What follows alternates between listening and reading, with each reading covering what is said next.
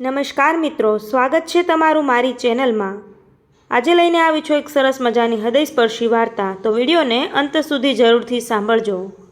સગાઈ જોવા નીકળેલો પરિવાર પણ ઘરે પાછો આવ્યો આંસુ લઈને।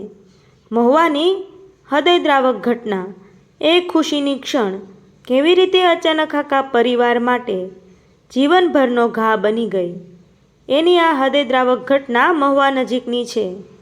મહુવા તાલુકા પાસે આવેલી ક્રિષ્ના હોટેલ પાસેથી પસાર થતો એ રસ્તો એ રાત્રે જાણે કોઈ ભયાનક ઘટનાની રાહ જોતો હોય તેમ શાંત હતો। આર્યનની સગાઈ જોવા માટે આખો પરિવાર ખૂબ ઉત્સાહમાં નીકળ્યો હતો। ઘરમાં છેલ્લા ઘણા દિવસોથી તૈયારીઓ ચાલી રહી હતી। નવા કપડાં ખરીદવામાં આવ્યા હતા, મીઠાઈઓ તૈયાર હતી અને દરેકના ચહેરા પર સ્મિત હતું। વિજય પોતાની પત્ની મીરા, પરિવારના અન્ય સભ્યો અને નાની દીકરી શ્રેયા સાથે ગાડીમાં બેઠો હતો। આખા રસ્તામાં હાસ્ય, મજાક અને ભવિષ્યના સપનાઓની વાત ચાલી રહી હતી। કોઈને પણ અંદાજ નહોતો કે થોડા જ સમયમાં આ ખુશીઓ કાયમ માટે દુઃખમાં બદલાઈ જવાની હતી। મોડી રાતના લગભગ 3 વાગ્યાનો સમય હતો। વરસાદ પછીનો રસ્તો થોડો ભીનો હતો અને આસપાસ ઘોર અંધકાર છવાયેલો હતો। મહુવા નજીક આવેલી ક્રિષ્ના હોટેલ પાસેથી ગાડી પસાર થઈ રહી હતી ત્યારે અચાનક કોઈ કારણસર વિજયનું સ્ટીયરિંગ પરથી નિયંત્રણ છૂટી ગયું। પળવારમાં ગાડી રસ્તા પરથી ઉતરી ગઈ અને બાજુના ખેતરમાં ધડાકાભેર પલટી ખાઈ ગઈ। ગાડી 2-3 ગોતા ખાતી આગળ વધી અને આખરે એક ઝાડ પાસે જઈને ઊભી રહી। અકસ્માત એટલો ભયાનક હતો કે ગાડીનો આગળનો ભાગ સંપૂર્ણ રીતે ચકનાચૂર થઈ ગયો। અંદર બેઠેલા પરિવારના સભ્યો ગાડીમાં જ ફસાઈ ગયા અને તેમની ચીસોએ આખું વાતાવરણ ગમગીન બનાવી દીધું।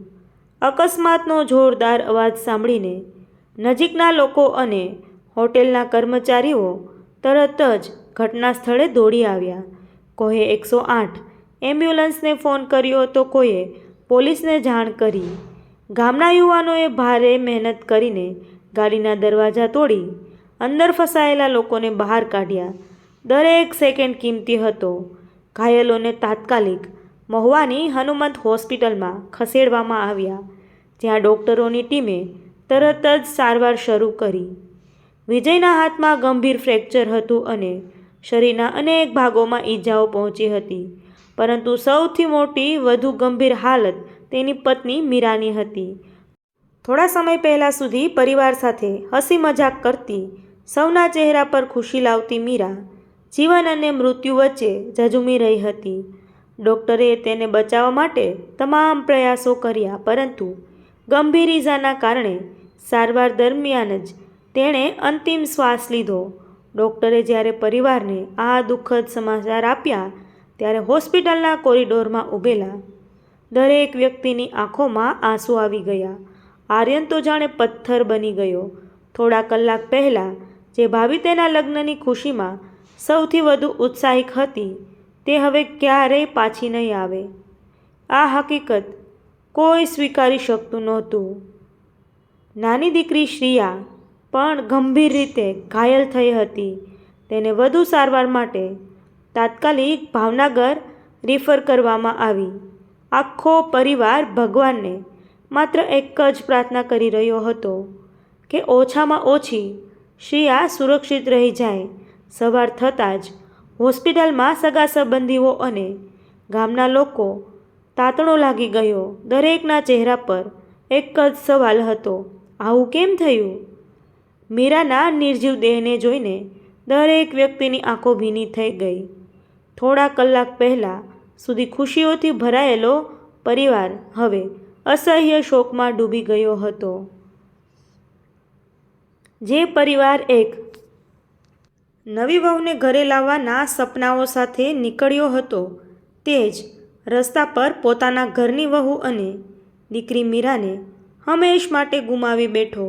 આ ઘટના માત્ર એક પરિવાર માટે નહીં, પરંતુ સમગ્ર મહુવા પંથક માટે અત્યંત દુઃખદ અને અવિસ્મરણીય બની ગઈ હતી। આજે પણ જ્યારે લોકો ક્રિષ્ના હોટેલ પાસેથી પસાર થાય છે ત્યારે આ કરુણ ઘટના તેમને યાદ આવી જાય છે અને સમજાવે છે કે જીવનનો કોઈ ભરોસો નથી. આ ઘટના આપણને એક જ શીખ આપે છે, જીવન ખૂબ જ ક્ષણભંગુર છે. એક પળમાં ખુશીઓ શોકમાં બદલાઈ શકે છે. તેથી દરેક મુસાફરીમાં સાવચેતી રાખવી, વાહન ધીમે અને જવાબદારીથી ચલાવવું અને પરિવાર સાથે વિતાવેલી દરેક ક્ષણનું મૂલ્ય સમજવું ખૂબ જ જરૂરી છે. ભગવાન સ્વર્ગસ્થ મીરાના આત્માને શાંતિ આપે અને તેમના સમગ્ર પરિવારને આ અસહ્ય દુઃખ સહન કરવાની શક્તિ આપે. મિત્રો, તો આવી જ હૃદયસ્પર્શીઓ અને સત્ય ઘટનાઓ આધારિત વિડીયો સાંભળવા માટે મારી ચેનલમાં બન્યા રહેજો. જો મિત્રો વિડીયો પસંદ આવ્યો હોય તો વિડીયોને લાઇક કરી ચેનલને સબસ્ક્રાઈબ કરવાનું ભૂલશો નહીં મિત્રો. Thank you.